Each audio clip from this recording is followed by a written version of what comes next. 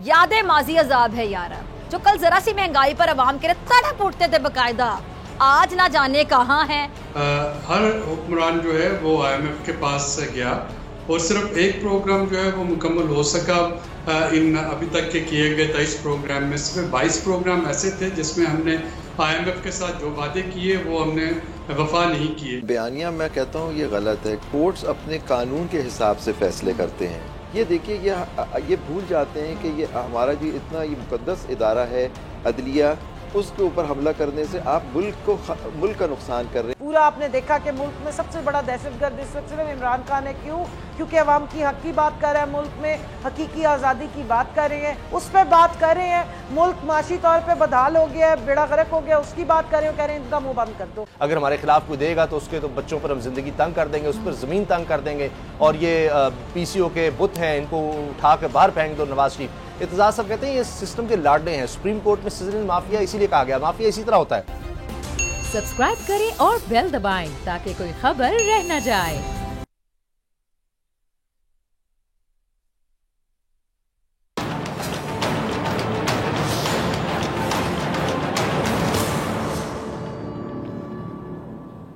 अस्सलामुअलैकुम। प्रोग्राम में खुश आमदीद नाज़रीन। लाहौर हाई कोर्ट ने हिफाजती ज़मानत की दूसरी दरख्वास्त पर पाकिस्तान तहरीक इंसाफ के चेयरमैन इमरान खान साहब को पीर के रोज़ तलब कर लिया और IG पंजाब को सिक्योरिटी मामला फाइनल करने की हिदायत कर दी है। अच्छा, इससे पहले अदालत ने इमरान खान की हिफाजती ज़मानत की दरख्वास्त खारिज कर दी थी और ये कहा था कि हमारे पास दरख्वास्त ज़मानत खारिज करने के अलावा कोई रास्ता नहीं है। अदालत ने इमरान खान सबको पेशी के लिए 6:30 बजे का वक्त दे रखा था और दूसरी जानिब वफाकी वज़ीर दाखिला ने परवेज़ इलाही और उनके वकला की मुबैना ऑडियो जारी कर दी है, जिसमें परवेज़ इलाही मुकदमा अपनी मर्जी से लगवाने की बात कर रहे हैं। राना सनौरा साहब ने FIA को वजारत कानून से ऑडियो लीक के मामले पर राय लेने की हिदायत करते हुए परवेज़ इलाही के खिलाफ मुकदमा दर्ज कराने का इंदिया भी दे दिया है।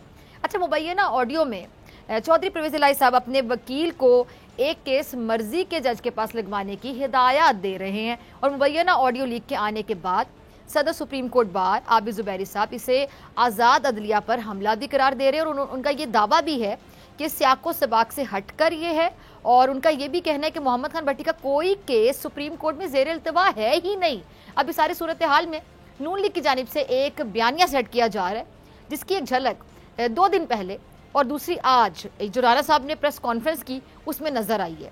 अच्छा, मरीम नवाज साहबा ने कहा है कि एस्टैब्लिशमेंट ने PTI के सर से हाथ उठा लिया और अदलिया के घोड़े पर सवार होकर इमरान खान वापस आना चाहते हैं।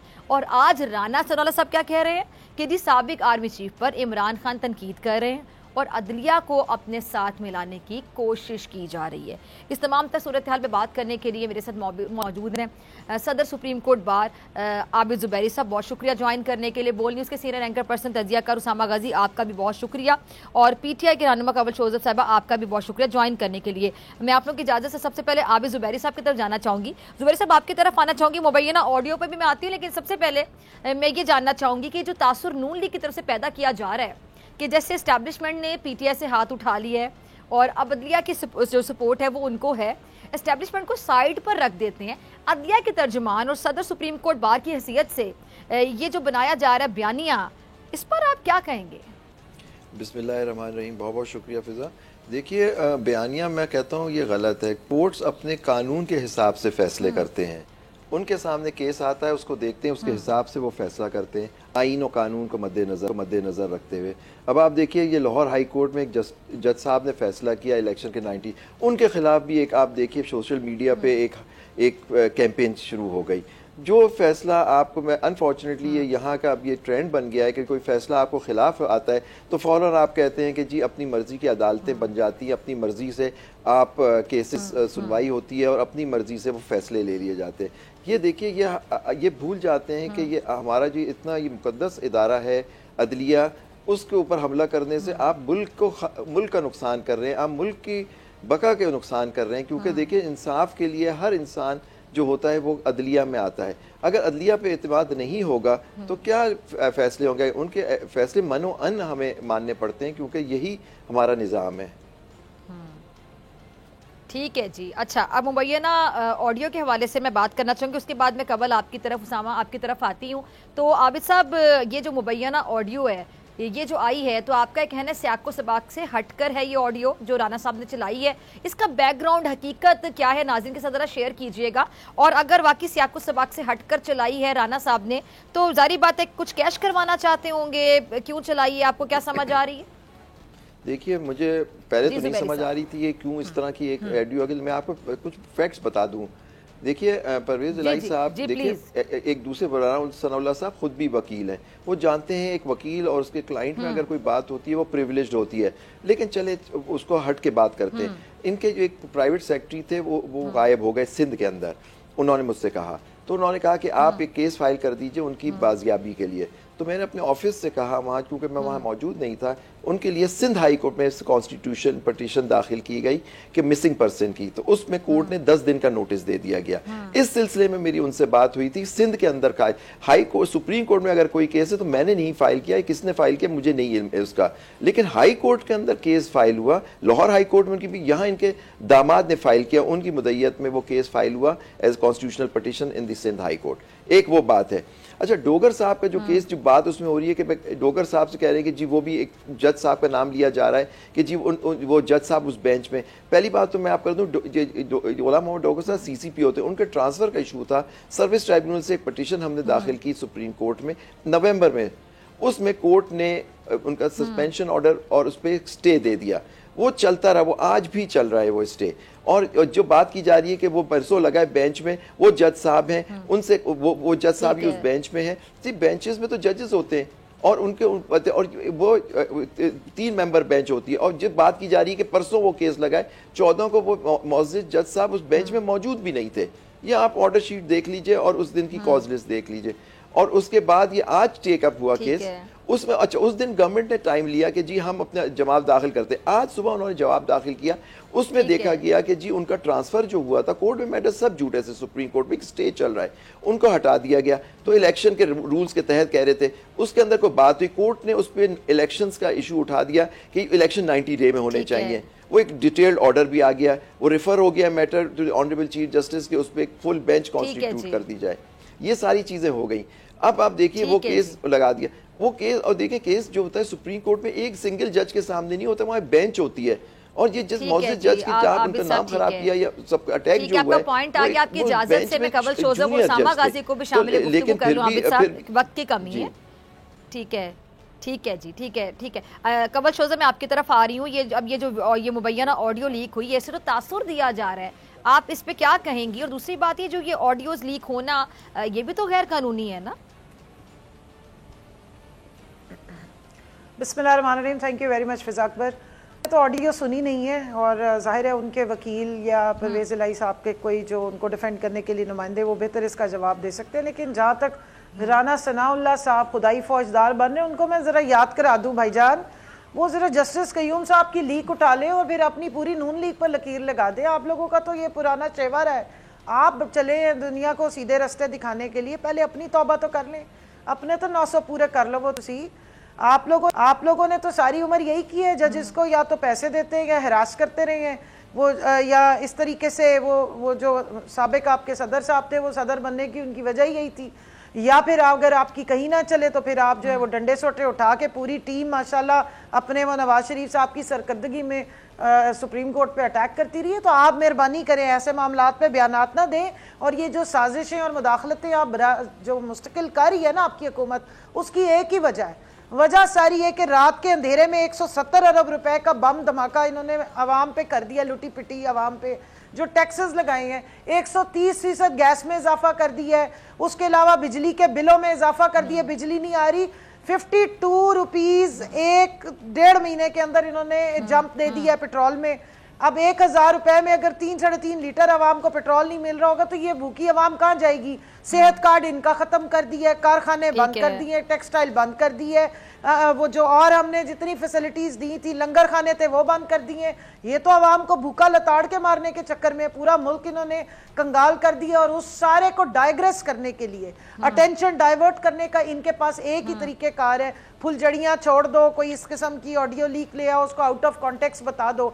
अहमद पनसोटा साहब की मैंने आपको ट्वीट भेजी है, वो जरा शेयर कर दें, उन्होंने बैकग्राउंड बताया हुआ है, मुझे तो इल्म नहीं है, लेकिन अगर वो बता रहे हैं तो वो भी इस मुल्क के एक अच्छे वकील हैं नामवर, वो भी बता सकते हैं। दूसरी बात, जो आज सारा दिन इमरान खान साहब को अरेस्ट करने का एक वो जो लगा रहा पूरा, आपने देखा कि मुल्क में सबसे बड़ा दहशतगर्द इस वक्त सिर्फ इमरान खान है। क्यों?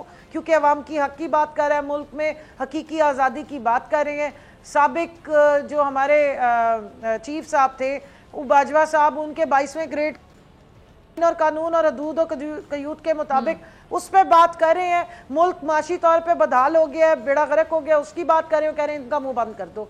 और किस बात पे लगी है ये दहशतगर्दी का पर्चा क्यों कटा है? क्योंकि इलेक्शन कमीशन ऑफ पाकिस्तान के सामने इमरान खान की पार्टी के कुछ लोगों ने पीसफुल प्रोटेस्ट किया था कि आपने उन्हें नाअहल गलत किया है, तो पर्चा दहशतगर्दी का इमरान खान पे कट गया और उस पर उनकी अदालत वो बेल भी मंसूख कर दी गई और उस पर उन्हें गिरफ्तार करना है।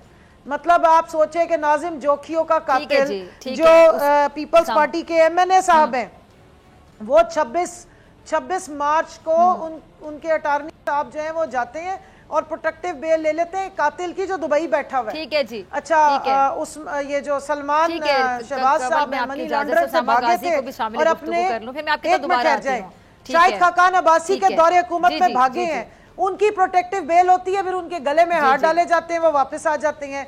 ये जो भगोड़े मियाँ थे मोहतरम इसाकदार साहब, जो शाहिद खाकान अब्बासी के जहाज में चढ़ के भागे थे अपने ही हुकूमत के दौर में, जिनको पाकिस्तान की अदालतों ने इश्तिहारी मुजरिम डिक्लेयर और भगोड़ा मुजरिम डिक्लेयर किया हुआ था, वो प्रोटेक्टिव बेल लेते हैं और यहाँ पे उनको जनाब सेनेट का मेंबर भी बनाया जाता है, उनके साबिक सारे ड्यूज भी पूरे किए जाते हैं। लेकिन इमरान खान साहब जिसको दिन दिहाड़े जिस पे कातिलाना हमला हुआ, जिसको 4 गोलियां लगी, जिसकी घुटने से नीचे टिबिया बोन फ्रैक्चर्ड है, 70 साल उनकी उम्र है, वो टिबिया बोन अभी तक जॉइंट नहीं हुई है, लंगड़ा के वो चलते हैं, उनको जाके अपनी जब तक वो नहीं लेंगे प्रोटेक्टिव बेल उनको नहीं मिलेगी। तो मैं तो अब इन्ना लिल्लाहि व इन्ना इलैहि राजिऊन और अगला सवाल का इंतजार करती हूँ। ठीक है जी, ठीक है। उसामा मैं आपकी तरफ आना चाहूंगी, पूरी सूरत हाल को आप कैसे एनालाइज करेंगे? पीडीएम में मैंने देखिए, मुझे तो कोई इसमें हैरत नहीं हुई क्योंकि 10 महीने हो गए हैं इनके सिर्फ प्रोडक्शन हाउसेस की खबरें हमें सामने आती हैं और अब दुख की बात यह है कि उसको एक नॉच और आगे ले गए हैं कि वज़ीर दाखिला को और कोई काम नहीं है कि वो अब ये ऑडियोज ही चलाएगा। मरीम साहबा कह चुकी हैं कि मेरे पास हाजिर सर्विस लोगों की टेप्स हैं और ऐसी हैं कि मैं तो खुद हैरान हो गई। तो इन्हीं की बुनियाद पर माजी भी अगर आप देख रहे हैं जस्टिस सजाद अली शाह साहब के साथ क्या इन्होंने किया था, फिर इनको चाहिए थी इफ्तिखार चौधरी की तरह की अदालतें हों, वरना कहते हैं जी अगर हमारे खिलाफ कोई देगा तो उसके तो बच्चों पर हम जिंदगी तंग कर देंगे, उस पर ज़मीन तंग कर देंगे और ये पीसीओ के बुत हैं इनको उठा के बाहर फेंक दो। नवाज शरीफ इत्तेजाज साहब कहते हैं ये सिस्टम के लाडले हैं। सुप्रीम कोर्ट में सिजनल माफिया इसीलिए कहा गया, माफिया इसी तरह होता है कि अगर आप उनके खिलाफ फैसले देंगे तो फिर आपके पीछे वो इसी तरह से आएंगे। अब सवाल ही पैदा होता है किसने इजाजत दी ऑडियो टेप करने की, और वज़ीर दाखिला खुद कह रहा है कि मैंने एफआईए से कहा है कि अगर ये अभी देखिए अगर ये ठीक है तो इनका फोरेंसिक करवाया जाए और फिर देखा जाए। भाई आप खुद वज़ीर दाखिला होते हुए आप कह रहे हैं कि पता ही नहीं कि ठीक है या नहीं है, ये सही है या गलत है, फिर किसने ये बनाई, किस आइन और कानून के तहत ये सब की, ये एक बहुत बड़ा सवाल है। ये सारा मुल्क इन्होंने ऑडियो और वीडियो टेप्स पर बनाया हुआ है। इमरान खान के खिलाफ आप देख लीजिए ये सारा कुछ कर रहे हैं और मुझे लगता है कि ये भी मामला इनके गले पर पड़ेगा और ये माजी से उन्होंने सीखा। जस्टिस अब्दुल कयूम का हवाला दिया कमल साहिबा ने, उसके बाद देखिए ना माफिया इसी तरह होता है कि वो शख्स जो ऑडियो में कह रहा है कि ये फैसला देना है तुमने, और जज साहब आगे से कह रहे हैं जी ये तो सजा दिखी नहीं हुई जितनी आप कह रहे हैं, जी मैं 10 साल दे दूं, इसमें तो मैक्सिमम पनिशमेंट ही है, कह रहे हैं अच्छा बस जो भी है तो ये देनी है, और वो फिर वज़ीर आज़म भी बन जाता है। जिस पर मॉल्टोन का हो वो वज़ीर दाखिला भी बन जाता है, फिर वो ज़ाहिर यही काम करेगा ऑडियो टेप्स का धंधा। ठीक है जी। आबिद ज़ुबैरी साहब, इंसदाद दहशतगर्द की दफात लगी हुई है खान साहब पर और इमरान खान साहब के वकला कह रहे हैं, साबिक चीफ ऑफ आर्मी स्टाफ कह रहे हैं मैं भी ऑडियो वीडियो वो टेप करता था। जी जी जी।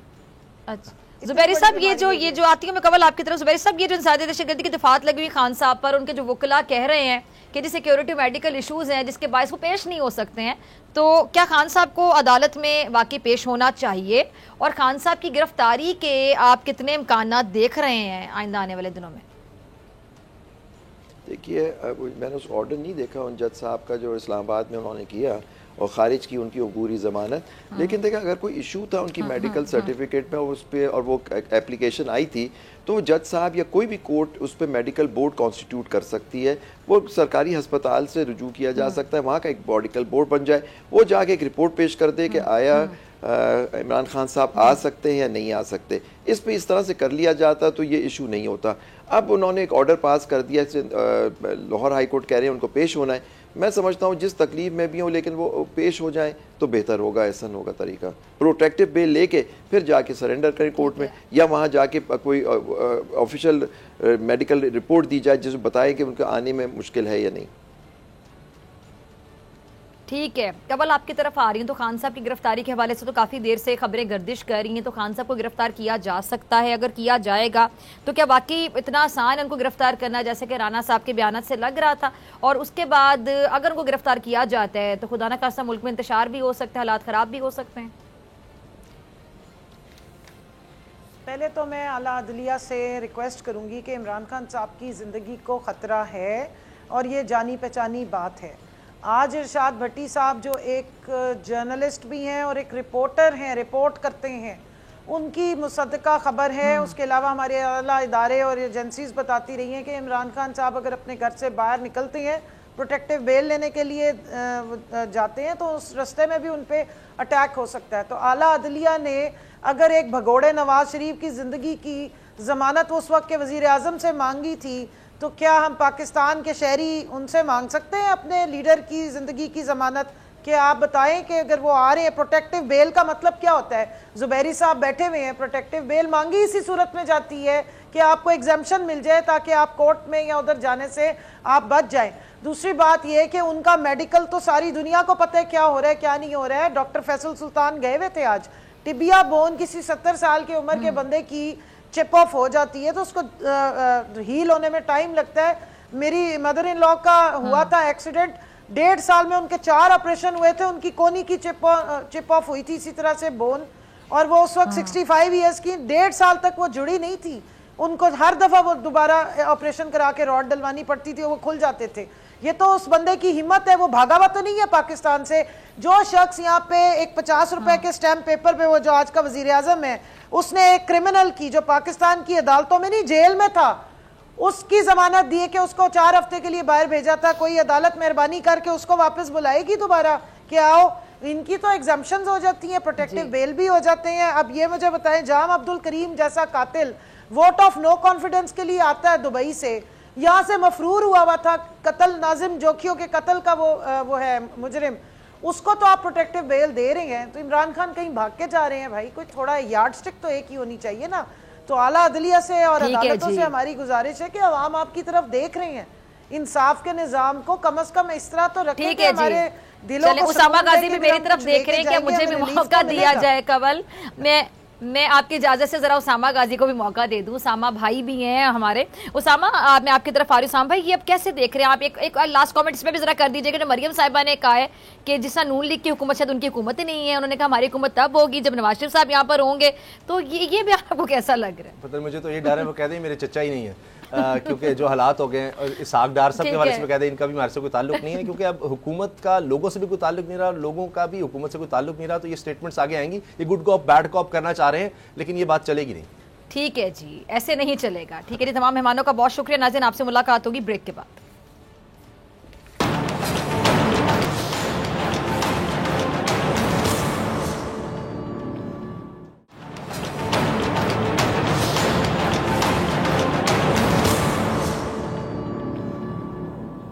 वेलकम बैक नाजरीन। पाकिस्तानी कौम से किए गए सियासतदानों के वादे वफा हो या ना हो, IMF से किए गए वादे जरूर पूरे होंगे और मौजूदा दौर में हमें शायद यही वफादारी नजर आ रही है। और हैरान कुन तौर पर कोई भी सियासतदान, चाहे वो हुकूमत में हो, अपोजिशन में हो, खुद को झूठा तो साबित होने ही नहीं देता। उसके पास कोई ना कोई जवाब जरूर होता है, ऐसा ही है ना? और अगर कुछ ना हो तो घिसा पिटा पैंतरा है कि सारा इल्जाम साबिका हुकूमत पर डाल दो, जो पिछले थे ना ये करके चले गए, और खुद बरी जमा हो जाए कि हमारा कोई कसूर नहीं है इसमें। मगर जो टेक्नोलॉजी है ना और मीडिया, टेक्नोलॉजी मीडिया के इस दौर में अब ऐसा मुमकिन नहीं रहा है। अब सिर्फ आवाज नहीं बल्कि लहजा, तासुर, अक्सबंदी भी झूठ को साबित कर देती है। कैसे, ये मैं आपको बताती हूँ। ये जरा छोटे मियाँ साहब का एक ट्वीट भी है, एक क्लिप भी होगा, टीम जरा चलाइएगा। तेल की जो कीमत है हुकूमत को 70 रुपए फी लीटर फिल फॉर, उसमें कमी करनी चाहिए। उससे फायदा क्या होगा? आपकी इन्फ्लेशन कम होगी और आम आदमी को रिलीफ होगा और हुकूमत को कोई नुकसान नहीं होगा। कतन जी तो शहबाज साहब, अगर 70 रुपये लीटर पेट्रोल करना बहुत आसान था तो आज 272 क्यों किया? और जो मशवरे आपने इमरान खान को दिए खुद अमल क्यों नहीं कर रहे हैं? अच्छा, मरियम नवाज साहिबा भी कुछ फरमा रही है, जरा उनको भी सुन लेते हैं।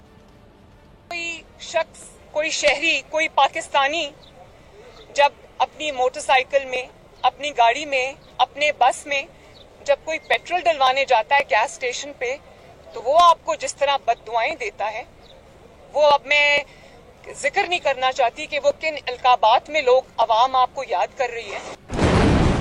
मरियम साहिबा, कल जो लोग आपके मुताबिक इमरान खान को बद्दुआएं दे रहे थे, क्या आज आपको दुआएं दे रहे हैं? दिल पे हाथ रखिए और बताइए कि वाकई आपको लगता है कि लोग आपको दुआएं दे रहे हैं? और आज जब वो पेट्रोल पंप पर खड़े होकर ये जो अलकाबात दे रहे हैं, हम वो ऑन एयर आपको नहीं बता सकते हैं। अच्छा, हमजा शहबाज साहब कुछ फरमा रहे हैं, जरा उनका भी क्लिप चला दें टीम। पेट्रोल की कीमत कोई 2 रुपए नहीं, कोई 3 रुपए नहीं, 12 रुपए से ज्यादा पेट्रोल की कीमत बढ़ा देना, ये वो शख्स ही कर सकता है जिसके सीने में दिल नहीं पत्थर है।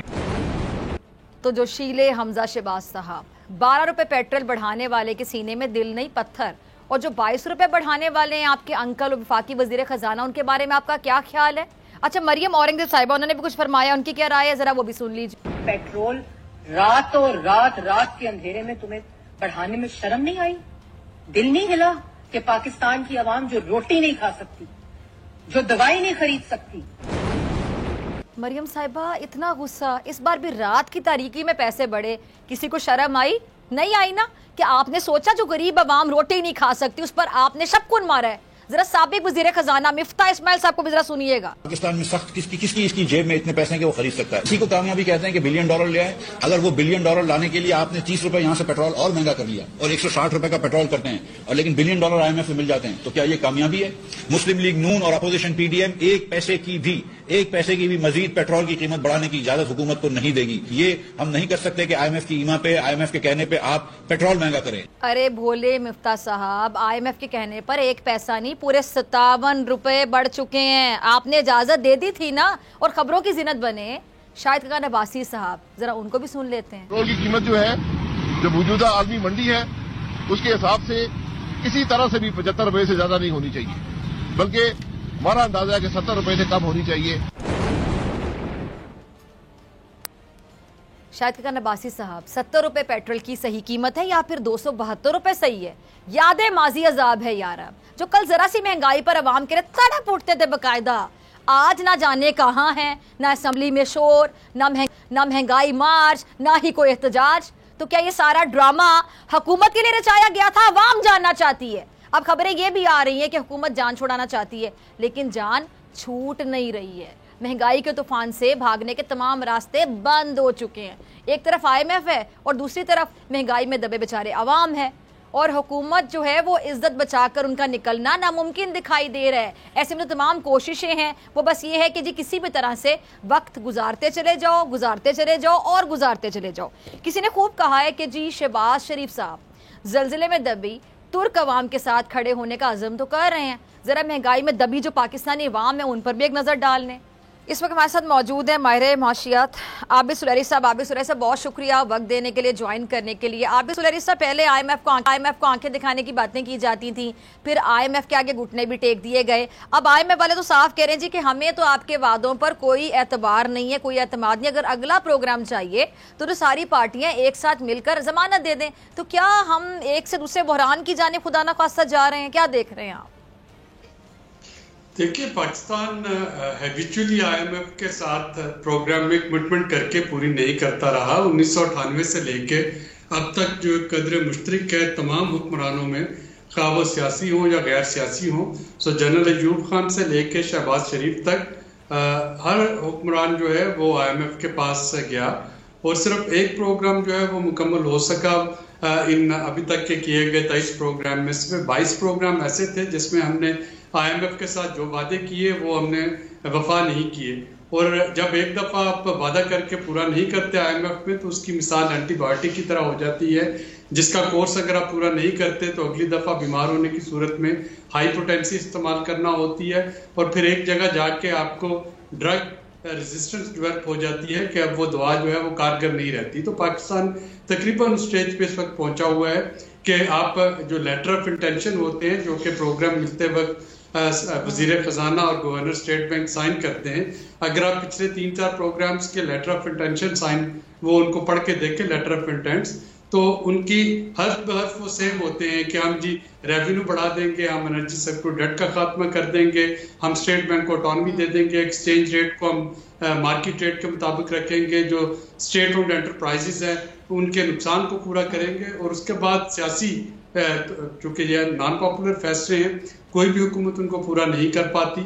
और अब जिस जगह पे पहुंचे हैं वहां पे सिर्फ तमाम सियासी जमातों को ही नहीं, बल्कि अभी जो एक शर्त पूरा होना बाकी है स्टाफ लेवल एग्रीमेंट के लिए, वो ये है कि हमें अपने फॉरेन एक्सचेंज रिजर्व जो हैं उनको भी बायलैटरल क्रेडिटर्स की तरफ से एश्योरेंस दिखानी है कि उनमें 10 से 12 बिलियन डॉलर का मजीद अभी इजाफा जो है वो इस माली साल में करना होगा। अब क्या वो जो इजाफा जो है वो बोर्ड मीटिंग से पहले करना है, या वो जो सिर्फ गारंटी जो है चाइना और सऊदी अरब और यूएई की तरफ से वो हमारा काम कर देगी, ये अभी देखना बाकी है। जब MEFP जो है वो फाइनल साइन होके आता है तो हनूज दिल्ली दूरस्त, लेकिन एक बात तय है कि हमने ये दवा इतनी दफा ये कोर्स जो है वो अधूरा छोड़ा कि अब शायद हम वो ड्रग रेजिस्टेंस के मरहले पे पहुंचे हुए हैं, और अगर अब भी हमने इसको अपने एतवार ना बदले तो फिर शायद इलाज जो है या आफाक का वो मुश्किल हो जाएगा। और ये हमने बदलने की जो बात की, तो फिर क्या क्या किया जा सकता है आपके मुताबिक? क्या ऐसे इकदाम हैं जो फौरी उठाने की अशद ज़रूरत है, बहुत ज़रूरत है, जिससे अवाम को, बेचारी गरीब अवाम को एटलीस्ट रिलीफ मिल सके? देखिए, इस वक्त जो तमाम शराइत जो पूरी की जा रही है, ये तो यानी इस बहस में जाए बगैर कि किसकी गलती थी, ये तो अभी पूरा करना लाजमी है। लेकिन उसके साथ साथ हुकूमत को टारगेटेड सब्सिडीज का एक मुकम्मल प्लान जो है वो पेश करना होगा।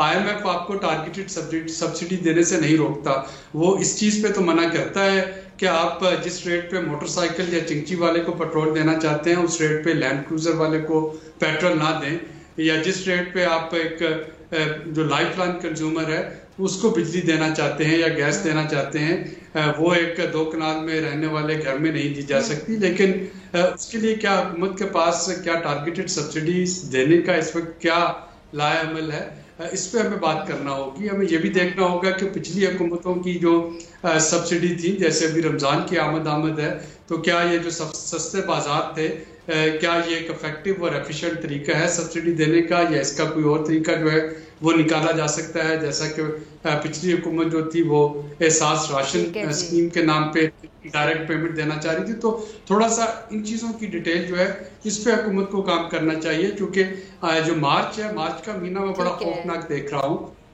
अभी महंगाई का जो जोर है वो मार्च में अनरोल होगा, जो डॉलर की रुपए की डेप्रिसिएशन का जो इम्पैक्ट है। और रमज़ान का महीना है, 23 मार्च से रमज़ान शुरू हो रहा है, और बदकिस्मती से इसमें मुनाफाखोर और ज़ख़ीरा अंदोज जो हैं वो पूरी तरह से सरगर्म हो जाते हैं महंगाई करने के लिए। तो हुकूमत को एक प्लान सामने लाना चाहिए कि कैसे वो टारगेटेड सब्सिडीज रोल आउट कर रही होगी। ठीक है जी, हुकूमत को प्लान सामने लाने चाहिए। सुलैरी साहब, एक और चीज़ जो कहा जाता है कि जी जो पॉलिटिकल स्टेबिलिटी जब तक वो नहीं आएगी, इकोनॉमिक स्टेबिलिटी इम्पॉसिबल है, नहीं आ सकती है। यानी आपकी जो अगर पॉलिटिकल स्टेबिलिटी है वो मईशत के साथ जुड़ी हुई है डायरेक्टली, लेकिन जो इलेक्शन है वो करवाए नहीं जा रहे हैं, इलेक्शन को बल्कि डिले करने की बड़ी कोशिशें की जा रही हैं, तो ये मामला तो मज़ीद बिगड़ेगा, मईशत तो हमारी और तबाह होगी, गरीब आदमी पे मज़ीद बोझ पड़ेगा, IMF की सख्त से शराइत होंगी जिसको गरीब आदमी को ही बर्दाश्त करना होगा। फिर क्या देखते हैं हालात? देखिए, अनसर्टेनिटी जो है वो मईशत के लिए किलर होती है, और इसमें तो कोई दो राय नहीं कि पॉलिटिकल इंस्टेबिलिटी जो है वो हमारे माशी बहरान को मज़ीद गहरा कर रही है। अगर हम दोस्त ममालिक को ही देखते हैं, यानी ये जो हुकूमत ने पिछले 5-6 माह जो थे वो लिए IMF की बातें ना मानने के लिए, तो उनके सारा दारोमदार चाइना और सऊदी अरब पे था। लेकिन चाइना और सऊदी अरब या कोई भी और दोस्त मुल्क वो किसी भी ऐसी सिचुएशन में आप देखें कि वो इमदाद फराहम नहीं करते जबकि सियासी अदम इस्तेकाम हो। ना उन्होंने इमरान खान साहब को उनके आखिरी चंद महीनों में रोल ओवर जो था उन पे इम्प्लीमेंट किया, ना उन्होंने मौजूदा हुकूमत के लिए किया। जब आपको ये नहीं पता कि जिन हुकूमतों के साथ वो मामला तय कर रहे हैं वो 2-4 माह में रहेंगी या ना नहीं रहेंगी, क्या टेक्नोक्रेटिक सेटअप होगा, नई इलेक्शंस हो रहे होंगे, यही हुकूमत होगी, तब तक दोस्त ममालिक जो हैं वो आपकी मदद के लिए नहीं आएंगे। और इस वक्त हमें फौरन जो मुआशी बहरान उस पर तो काबू पाना है, लेकिन सियासी बहरान पे भी काबू पाना होगा। ठीक है जी सुलैरी साहब, बहुत शुक्रिया आपके वक्त के लिए। और नाज़रीन, जाते तो मैं एक कहानी सुनाना चाहती हूँ जो कितनी हकीकत है कितना फसाना है ये फैसला आप करें। पाकिस्तानी अवाम जसिंडा ऑर्डिनेंस से बहुत ज़्यादा मुतासिर है। बात तो ठीक है, तो सब ने मिलकर ये सोचा कि चलो उन्हें वज़ीर आज़म के तौर पर आजमा लिया जाए, शायद मुल्क के हालात बदल जाएं। बड़ी मुश्किल से सिक्योरिटी क्लियरेंस मिली तो मिस ऑर्डन को ज़िमनी इंतखाब में खड़ा किया गया, जिसमें वो भारी वोट लेकर जीत गई। अच्छा, जो मौसमी इलेक्टेबल्स हैं उन्होंने हालात देखते हुए उन्हें वज़ीर आज़म भी मुंतखब करा दिया। अच्छा जी, मिस जसिंडा ऑर्डन जो है वो वज़ीर आज़म बनी तो फिर काबीना में सिर्फ 10 वज़ीर रखे और बाकी जो वजारतें हैं वो ख़त्म कर दी। अच्छा, मीडिया तो बड़ा खुश हुआ, लेकिन जो इलेक्टेबल्स हैं उनके सरबराह ने वजारतें ना मिलने पर अलहदगी की धमकी दे डाली और मजबूरन ये फैसला वापस करना पड़ा। मुल्क चूंकि हमेशा से ही नाजुक दौर से गुजरता आया है, तो फिर बजट में मिस ऑर्डन ने फैसला ये किया कि जी अमीरों पर भारी टैक्स और सारी जो बचत है गरीबों पर सर्फ होगी। अब किसी वजीर, मुशीर और ब्यूरोक्रेट को गाड़ी, पेट्रोल, टिकट, पेंशन, ये जो सारी मुराद हैं नहीं मिलेंगी। साथ ही हर वजीर और ब्यूरोक्रेट को पाबंद किया गया कि जी वो हर हफ्ते अपने इलाके के गरीब आवाम के साथ उनके जैसे घर में गुजारे, वही कपड़े पहने, वैसा ही खाना खाए, और सारे जो स्कूल हैं वो एक जैसी तालीम देंगे, फीस भी एक जैसी होगी, यकसा होगी, सब एक ही जैसे अस्पताल में इलाज कराएंगे, ब्रांडेड कपड़े, खाने, बैग, ज्वेलरी, सब पर पाबंदी लगा दी गई। फैसला किया कि जी मुल्क में 50% साइकिलें चलेंगी और मोटरों में सिर्फ 70 सीसी मोटरसाइकिल और 660 सीसी कार रखने की इजाज़त होगी। बाकी जो सारी कारें हैं नीलाम कर दी जाएंगी। अभी इस फैसले की स्याही भी खुश्क नहीं हुई थी कि मिस जसिंडा को बताया गया कि जी लैंड क्रूज़र काबीना ने सारी तजावीज़ मुस्तरद कर दी हैं। वो बहुत अफसरदा हुई। सियासतदानों की मर्जी का बजट मंजूर करा के हुकूमत तो बच गई, मगर उनका दिल खट्टा हो गया और उन्हें न्यूजीलैंड की याद तो बहुत आई, मगर हिम्मत फिर भी ना हारी और इस बार अरबपति खानदानों को दी जाने वाली सब्सिडी ख़त्म कर दी, जायदाद पर भारी टैक्स लगा दिया, 2 से ज़्यादा बच्चे पैदा करने पर पाबंदी लगा दी, तमाम जो गोल्फ कोर्सेज हैं, सरकारी क्लब्स हैं, ख़त्म कर दिए गए और एसी की जो जगह कह लें कि खिड़कियां खुलवा दी गई और फजर में दुकान खोलकर मगरिब में बंद करने के अहकामात सादिर किए। लेकिन ये क्या, अशराफिया ही नहीं, अब तो जो मजहबी तबका है, दुकानदार हैं और तो और शॉपिंग की जो दिलदादा खवातीन हैं वो भी उनके खिलाफ हो गए, और ऐसे खिलाफ, बहुत ज़्यादा खिलाफ। जगह जगह एहतजाजी रैलियाँ, पोस्टर्स लगाना शुरू कर दिए गए और मीडिया पर उनके खिलाफ मुहिम चलने लगी और उन पर मुल्क दुश्मनी और गद्दारी के फतवे तक लगने लगे। ये मंजर देखकर उन्हें लाने वाले मौसमी इलेक्टेबल्स उनकी हिमायत से दस्तबरदार हो गए और मिस जसिंडा पाकिस्तान की वजारत उज़्मा से इस्तीफ़ा देकर नाकाम न्यूजीलैंड वापस चली गई और उधर मुल्क की गली गली में लाखों रुपए की आतिशबाजी की गई, मिठाइयाँ तकसीम करके खुशियाँ मनाई गई। इसी के साथ मुझे दीजिए इजाज़त। आपसे मुलाकात के रोज़ सेम टाइम सेम चैनल। अगर ज़िंदगी ने वफ़ा की, दुआओं में याद रखिएगा, अपने प्यारों का बहुत ख्याल रखिएगा। अल्लाह निगहबान।